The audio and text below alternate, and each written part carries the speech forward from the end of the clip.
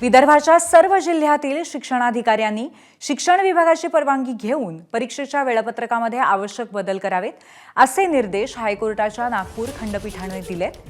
विदर्भातील ऊन आणि वाढलेलं तापमान लक्षात घेऊन नागपूर खंडपीठाने हे निर्देश दिलेत.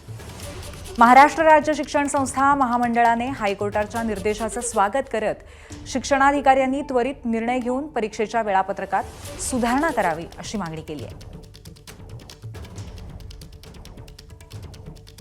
शिक्षणाधिकाऱ्यांनी त्यांच्या स्थानिक लेव्हलचा विचार करून अधिकाऱ्यांची मान्यता घेऊन या वेळापत्रकात बदल करावे आणि त्या दृष्टीने हायकोर्टाने काल आदेश दिलेले आहे की शिक्षणाधिकाऱ्यांनी वरच्या लेव्हलच्या अधिकाऱ्यांची परमिशन घेऊन या परीक्षेचे वेळापत्रक बदलावे.